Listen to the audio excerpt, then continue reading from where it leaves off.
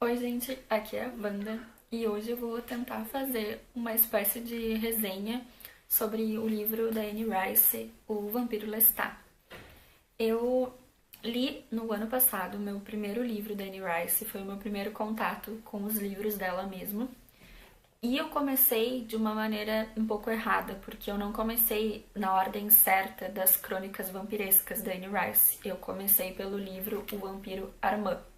Essa edição aqui, ela é bem feia, né? Ela é daquela edição bem econômica, assim, da Roku, com as capas novas. E eu consegui essa edição com uma daquelas trocas no Scooby. E aí, mesmo odiando essa edição, eu acabei dando continuidade à leitura porque eu fiquei muito apaixonada por esse livro. E o Armand é um dos meus personagens favoritos, assim, das crônicas. Pelo menos era até então, por eu ter visto muitas vezes o filme Entrevista com o Vampiro e gostar muito ali do personagem do Antônio Bandeiras, né? A maneira como ele expôs o personagem. Tendo lido esse livro primeiro, porque foi o primeiro que eu consegui, eu resolvi ler as crônicas vampirescas da maneira correta, como eles foram lançados, na verdade. E eu tinha muito aquela visão, acho que isso acontece com todo mundo, assim, que viveu, né, a infância ali nos anos 90 e adolescência, talvez, né? Todo mundo fica com aquela visão muito impregnada do filme Entrevista com o Vampiro. A gente até passa a acreditar que realmente foi escrito daquela forma e depois quando a gente lê o livro de fato, Entrevista com o Vampiro, a gente percebe que teve algumas diferenças, algumas mudanças, características físicas, por exemplo, o Armand, ele não é um vampiro com cabelo escuro, né? Ele é um vampiro ruivo. Ele no livro, né, o Vampiro Armand conta toda a origem dele, então explica várias coisas que no Entrevista com o Vampiro não explica. E a gente passa a entender muita coisa também, né? E, assim, eu também lembro de ter visto o Rainha dos Condenados, que seria na ordem correta, seria o terceiro livro. E eu lembro que na minha adolescência eu gostava muito daquele filme, especialmente pela trilha sonora e especialmente pela Caixa, a personagem da Caixa, que é incrível, assim. Eu fiz, assim, um ano de dança tribal e eu conheci, assim, a primeira vez que eu ouvi falar em dança tribal foi em 2009 e eu fiz um ano de dança, acho que em 2013. E mesmo sem fazer ideia do que era, né, esse tipo de dança, hoje em dia eu relaciono muito, assim, a personagem da Caixa, a caracterização da Caixa no filme com a dança tribal. Mas enfim, e depois, muito tempo depois, né, quando eu comecei a pesquisar sobre as crônicas no ano passado, eu descobri que existem muitas diferenças no filme pros livros, e o filme ele é meio que uma mistura do segundo livro, que seria o Vampiro Lestat, com o terceiro, que é a Rainha dos Condenados. Pelo que eu andei vendo, assim, de algumas resenhas, algumas pessoas falando que meio que tem que desconsiderar o filme porque misturou muita coisa, confundiu muita coisa e modificou muita coisa das histórias. Como faz muitos anos que eu vi o Rainha dos Condenados pela última vez, na verdade, eu não me lembro de quase nada, assim, eu tenho cenas muito vagas na minha cabeça. Então eu decidi não rever o filme e ler o livro antes, né, para poder fazer um comparativo. Como eu ainda não consegui o Rainha dos Condenados e eu acabei de terminar, eu terminei ontem de noite de ler o Vampiro Lestat, eu decidi fazer esse vídeo, essa espécie de resenha. Só que é meio complicado assim fazer uma resenha sobre as crônicas vampirescas. Por quê?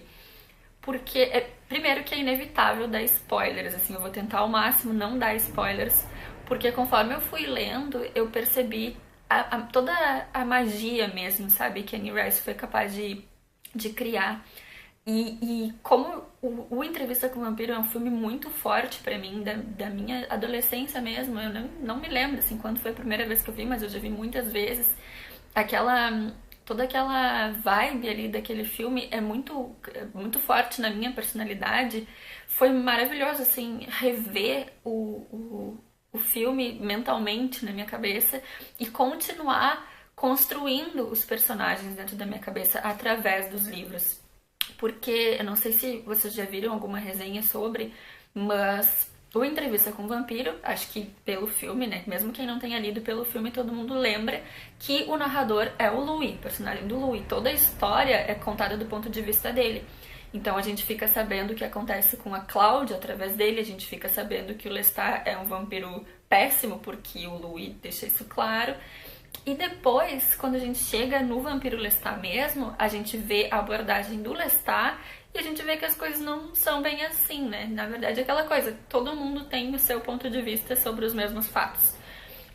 Então, assim, no Vampiro Lestat, o que a gente vai ter de personagens? Que eu acho que é importante frisar isso. A gente tem a Gabrielle, que é a mãe do Lestat.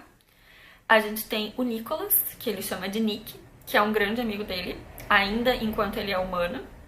A gente tem o próprio irmão. A gente tem o Marius, o Magnus, o Mael. E mais pro final ali a gente tem a Akasha e o Enkil. O que acontece, assim, em relação a todos esses personagens? A gente percebe que nas crônicas vampirescas a gente passa por uma cronologia assim, do tempo de vida desses vampiros, muitas vezes antes deles se tornarem vampiros. E isso confunde um pouco, porque às vezes é um vai e vem no tempo.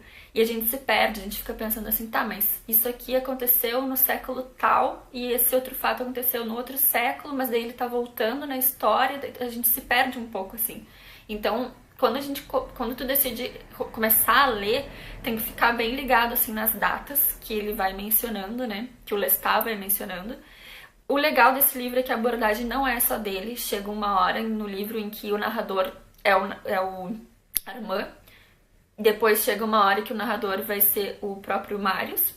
Então, assim, tem coisas que vão mudando, assim, e não fica sempre aquela voz, né, tipo, do Lestat ali. Mas o foco realmente é o que o Lestat tá passando e passou ao longo dos anos, assim, dos séculos.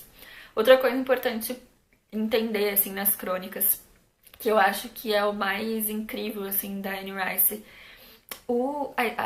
A história dos vampiros, ela é muito conectada com a nossa própria história, a história dos humanos.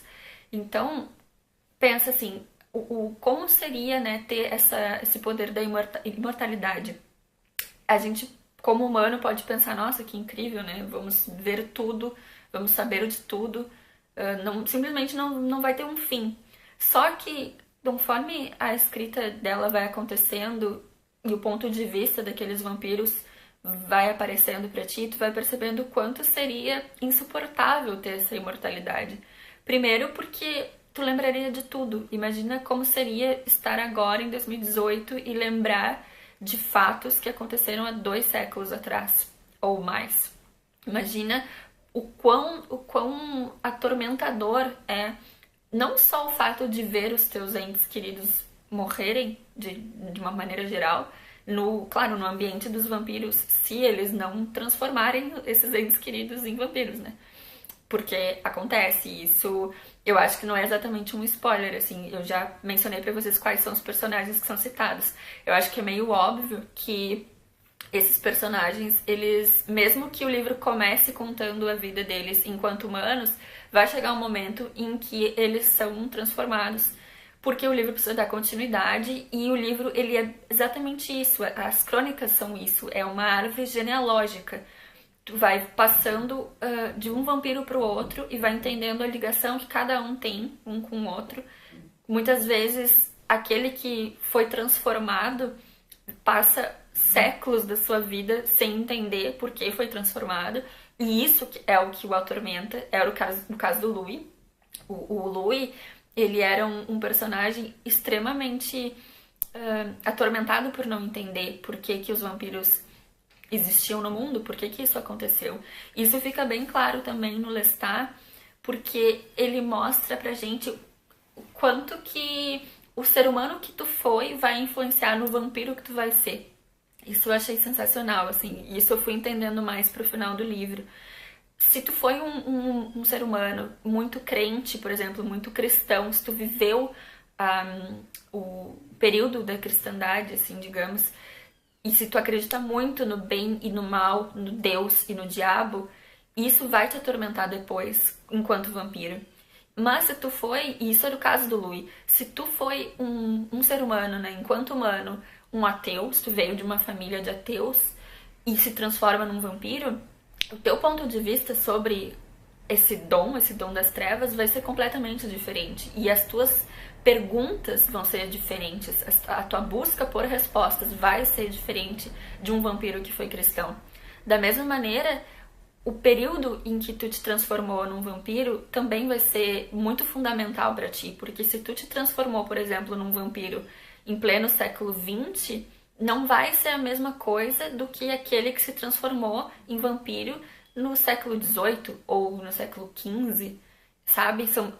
A cultura e o espaço onde tu viveu enquanto humano influencia completamente na tua experiência enquanto vampiro, nas buscas que tu vai fazer. E isso é sensacional, assim, a construção de cada personagem nesse sentido é muito interessante.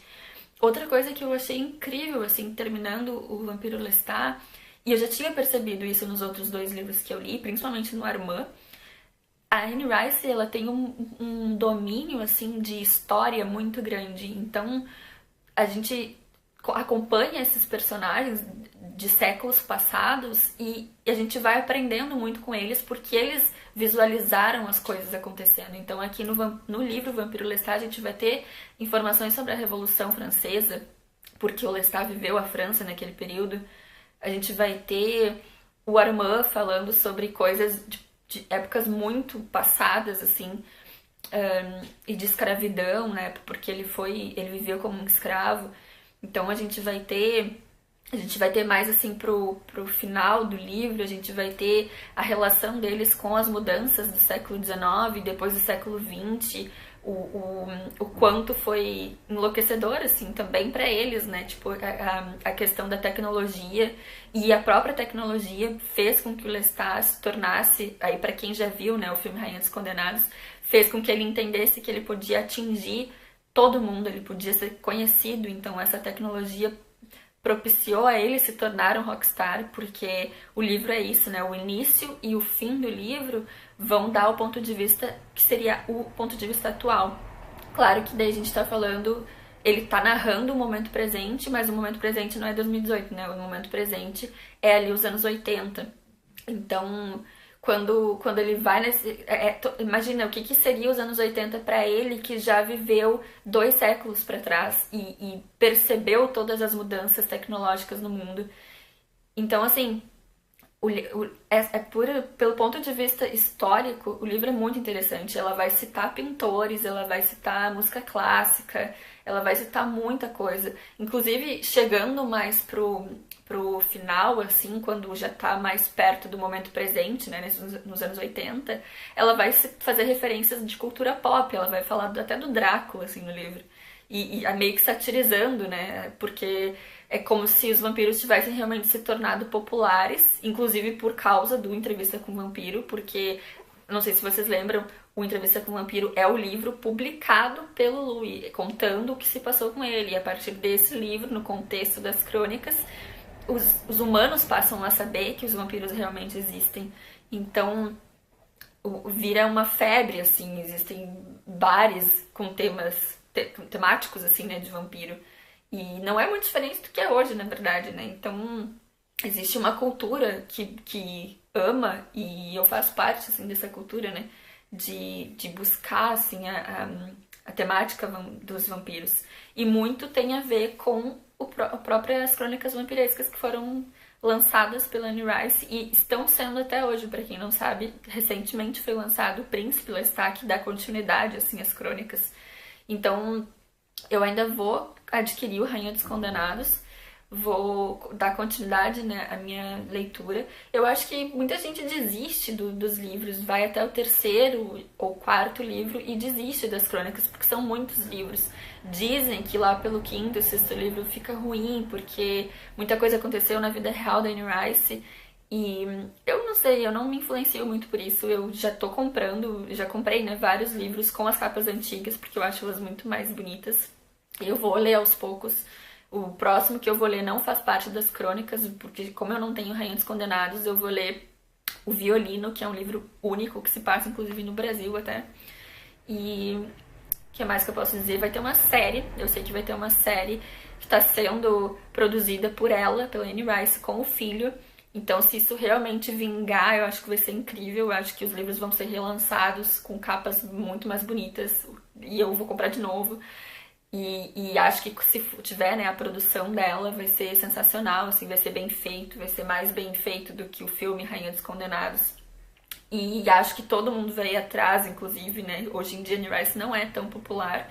Acho que se acontecer a série, ela vai se tornar muito mais conhecida de novo, né? Vai ter um boom de Anne Rice de novo.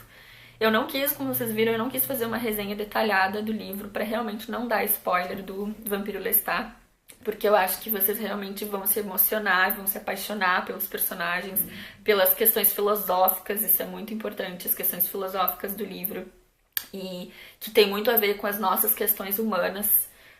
E, nossa, e o livro, assim, a letrinha do livro é muito pequena, então vai demorar um pouco pra engrenar a leitura, mas quando engrenar, tenho certeza que vocês vão gostar muito. E não desistam das crônicas vampirescas, porque com certeza vale muito a pena e acho que é muito mais legal do que muita coisa que já foi lançada na temática vampiro, né?